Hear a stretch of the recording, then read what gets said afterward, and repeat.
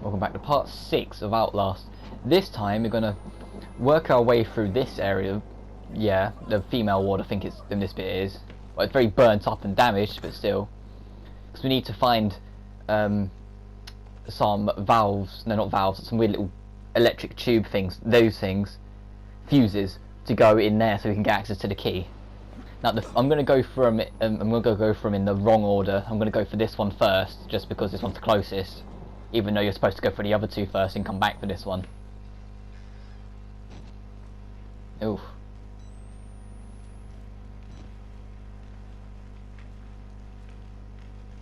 Strangely enough, I don't think this activates like a camera pickup. You know, body getting hung upside down with driving the nails behind it. It doesn't get picked up for some reason. Oh, hello. Is he coming or? Oh yeah, he is coming. No, I'll push the thing. This might be too late, I'm not sure. No, I'm good. Now I get to wait for him to get bored and give out.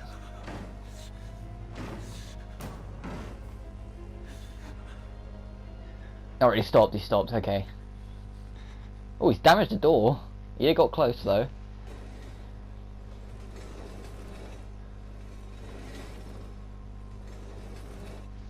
I'm not sure how far away he's gone though, so I have to be careful.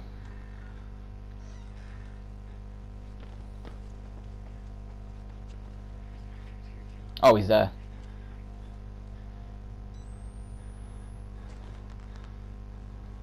Oh, hello. I was going to sit in the corner for the sake of it, now I get free battery out of it. Nice.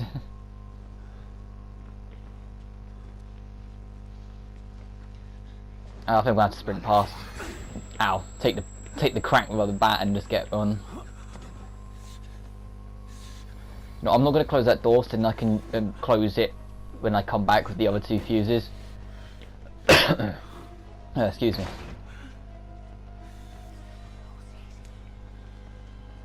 Because at this point the corridor splits in two. There's a right path and the left path. I'm going down the right. Oh, two batteries. Nice. We're set for a while then. It splits left and right. I'm going down the right side first. But you can go down either or. Just charming. Invite the wall rider. What, they're trying to summon the bastard? There's another battery! We're full on batteries. We physically can't carry any more until I reload this one. Oh, hello.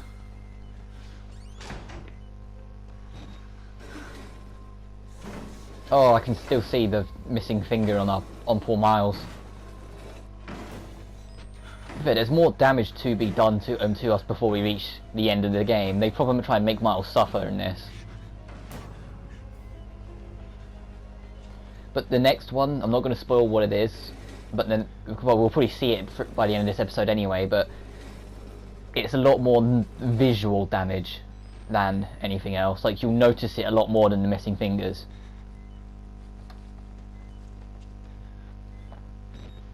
We'll reload though, now I've got the chance. I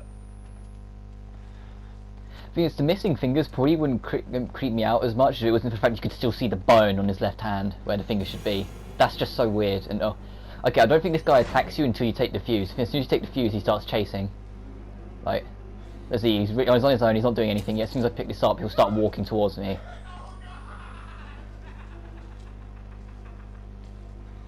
I'm not. If the other dude bursts through that door, I can use it to my advantage, but I don't think he's going to.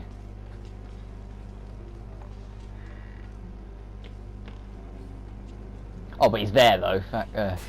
I'll take the hit and get past.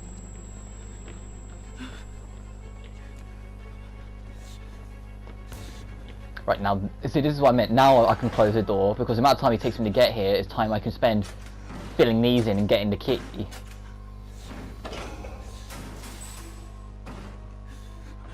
No! I have an idea where the other end of that's gone. It's an area we've already been to, but I'm not too sure first. I think I've gone the wrong way. Yep. Oh, wrong turn. I think the dude's going to stop chasing us from here, but yeah, because I know it's back down the stairs because it went down, but I'm just not sure how far down. I'm not sure if you have to go right to the bottom or if it's on this floor. Right, it's not over there. I'll check down right at the bottom, see if it's here first.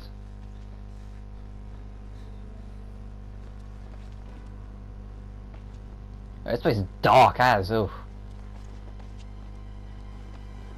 document. And a guy sitting in the corner. I wonder if that guy's actually a threat though. Yeah, he is.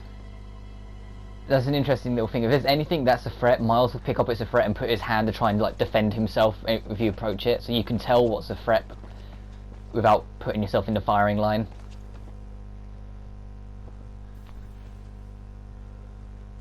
So where am I supposed to go? Am I supposed to go back on myself back down through the corridor? Yeah, I think that's what I'm gonna do. I'm gonna go back on myself down here.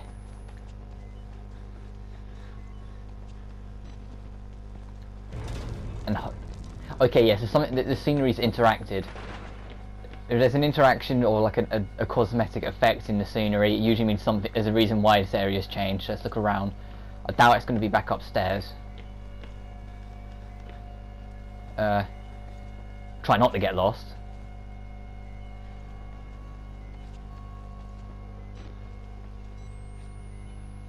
Oh, there it is. And now we can get our key, which allows access to the next floor up from where we were to get in the valves in the first place. Not the valves, the fuses. Don't know why I keep saying valves. Oh, wrong way. Oh, he's a bit angry. Ow. Ow. Because I'm being very cautious. Like, if I take a hit, I won't immediately try and charge through and risk another hit, because I said it's only 2 hits to kill. So I take the 1 hit and I backed off a little just for a sec, just so that I could recover enough that I could risk it again. So now we can go up to the top. Oop. Made it. Oh, well, at least the objective's very clear. Not that way then, this way.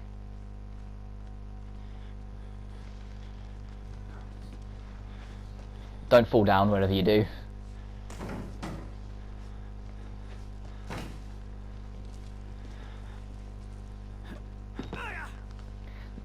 Alright, that did not look anywhere near as sturdy as it should have been. That should have like broke apart on us very quickly. Like the floor did. Oh, Wall Rider, hello. Wall Rider's just sort of going around going, oh. I mean, seriously, you look at the way its body was animated then, it was just running around for the sake of it.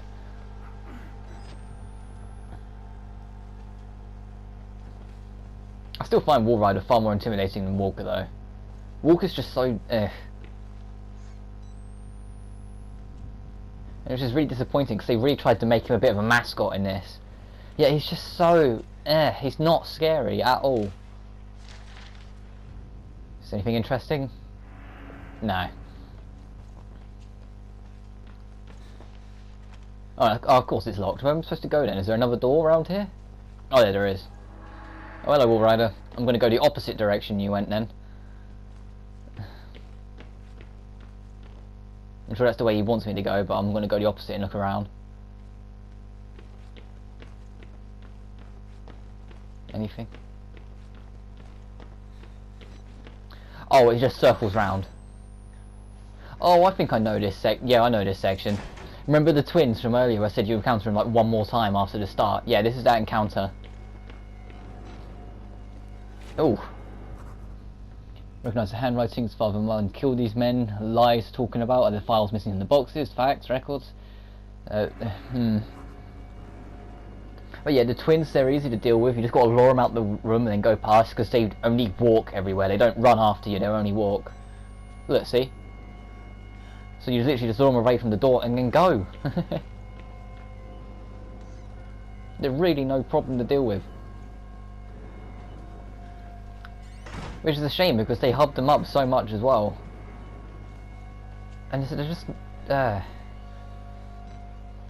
yeah, I remember this bit. Bit of basic platforming, yay!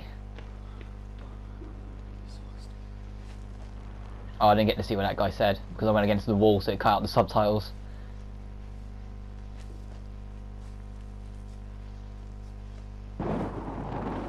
Oof. The weather's still doing its job outside.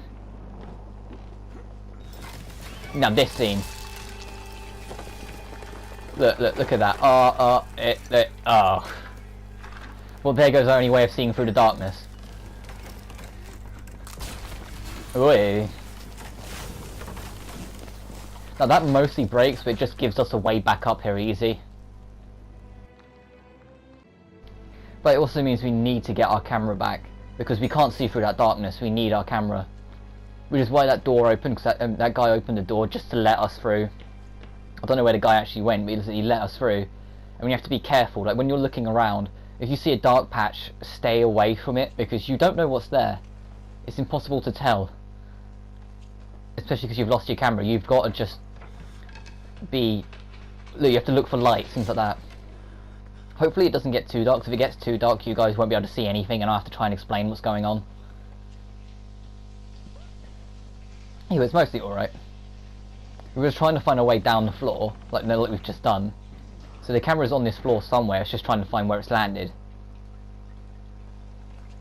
And you can do that relatively easy, but it's like I said, just looking for lights like this. Oh. Any bets there's going to be a jump scare soon? Oh, there it is. Knew it. Yeah, that was a tad too predictable, really. I like this, the night light with the lightning cracks making like a light out the window. It's a very nice visual effect. And I like this section. I was kind of the only thing that bothers me about it is that it's so short. I kind of like this section of having to rely on the nature and your environment to try and figure out the lights and stuff. It was an interesting little twist on it. And I hope Outlast 2 does a bit more with that sort of concept. But I knew visual damage. There's a big crack on the screen, and oh hello. So I'm going to get the fuck out of here. But yeah, that's not your phone or laptop or whatever you're watching this video off and that's damaged. That's the camera in game. When it fell, the screen cracked. So that's what I meant by the visual damage at the start of the episode. It's interesting though. I liked this little add-on to it. Like you'll see, like the camera won't be aligned on everything surrounding the crack. Like things will be off-angled, or they might be a bit blurry. Or sometimes the camera will freak out a little. Like where it's damaged, it will like there'll be static on the screen for like on odd occasions.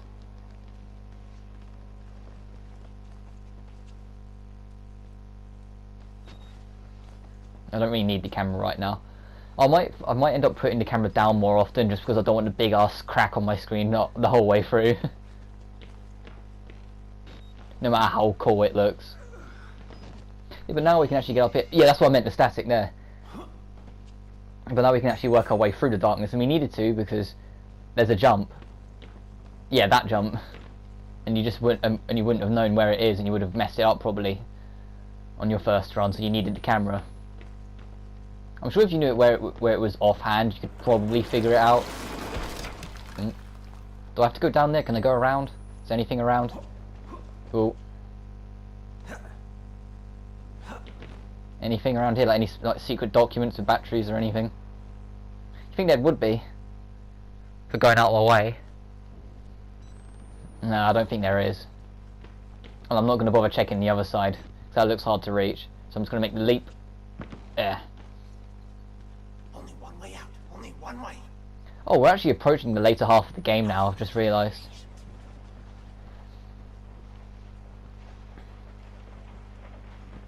We've got to deal with what's happening with Father Martin, and then after that we've got like one major area and that's about it. And I think I know this next section as well. I think we're approaching, yeah, another Chris Walker section. We haven't had enough of them this playthrough.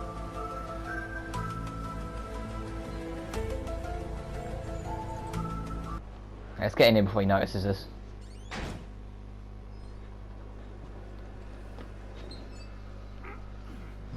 Right, now this bit, to get through this section, I actually got stuck on it for a little while just because the game expects you to do something you haven't had to do before. Which is interact with a dead body. But every time there's a dead body, you can just walk past it, it's just a scenery. But this dead body coming up, you have to interact with it, and like I said, the game's never asks you to do it beforehand, so you just don't assume you can do it. Yeah, look. And this area should look familiar. We was here at the start of the game. We were just on the other side of the bookshelf.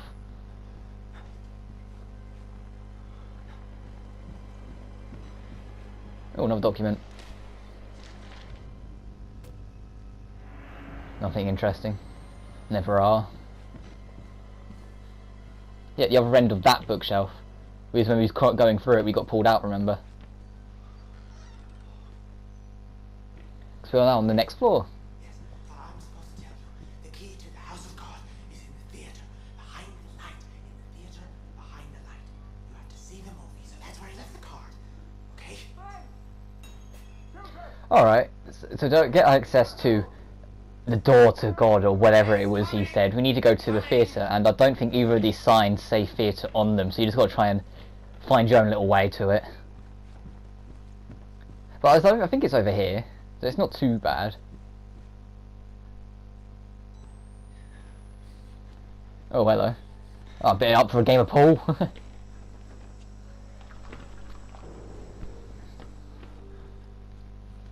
Oh, I think this is the area you fall into if you mess up the next section. I think. Next, we can't open this.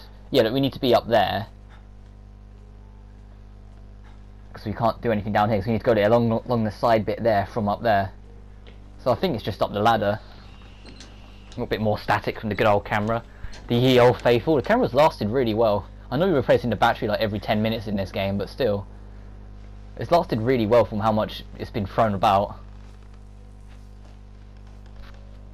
Really fair, so is Miles, as he's lasting out. I wouldn't bother. I'd still be dead set on trying to get out of here after losing my fingers.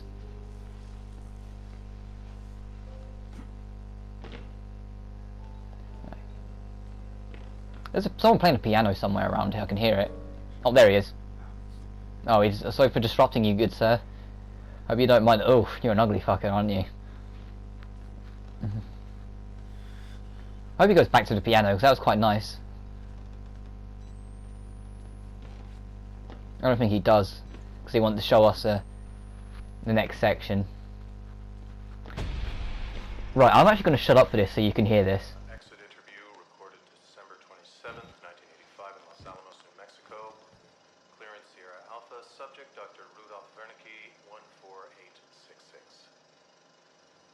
The films are real. There was no alteration to the footage at all? No trickery? None. In June of 1943, you recorded 3 instances of spontaneous bleeding. Half a dozen test subjects began to develop brain tumors. Yes. The autopsies revealed that the tumors were pure lead. It killed them? Can you explain why the results could not be reproduced in the United States? I have my theories. My homeland in those years. It's impossible to understand the things we felt, what we believed. The overwhelming fear, ecstatic rage, and English words are insufficient.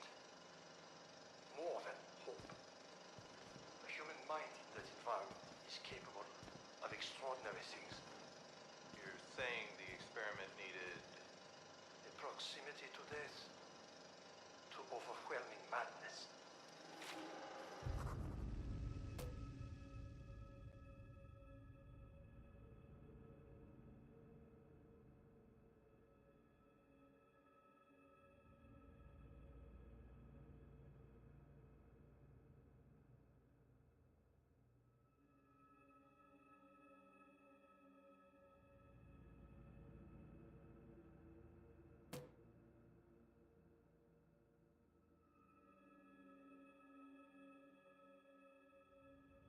Only a test subject who had witnessed the horror. So yeah, there's no mistaking the film recording things like that. It's something supernatural to do with the actual area we're in that's causing all these bizarre phenomenons going on. So they're saying now that the Project Void is a gateway. Gateway to what? And then the video ends. Oh. You have to find Wernicke. On my way. Which is an interesting thing. Like it's been done before, where the only reason why such and such is working is because it's a supernatural area, but still, it's always an interesting little plot element on this. I thought it was worth listening to, and I didn't say anything when I brought up the note because I just thought, you guys can read. I just hope I didn't put it up for them like too long, like you've read it through twice and it's still there, sort of thing. Oh, hello. Alright, so our simple way of getting into the film room's taken away, so we have to find an alternate way into there. Yeah, he's just opened that door. Oh, he's not chasing us, I thought he was chasing us. So if we go through here, yeah, there's a little thing on the side you can climb past. I'll reload the battery while we're at it.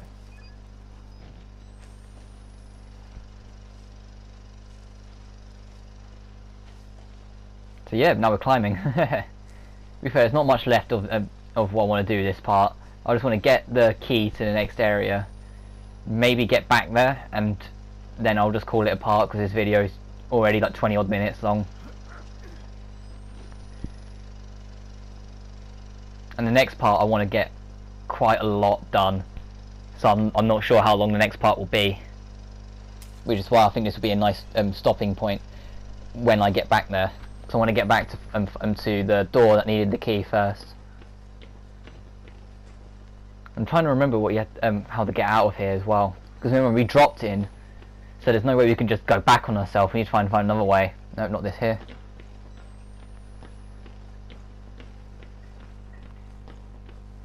I honestly can't remember how, so I might be doing a bit of running around. Oh no, I can hear someone kicking the door down, that's our way out. So if we go over here, our way out is there, but we can't get up there, so we need to find our other way, and I think it's over here because I said the door got kicked down. Oh, it's one of the 220s. Slowly walking the wrong way yet again. Ay ay ay. Well, anyway, we're basically on our way back there now, so I'm going to call this a part. So next time on Outlast, we're going to go and see what Father Martin wanted to show us, and maybe discover the truth of the Wall Rider. See you guys next time. Take care now.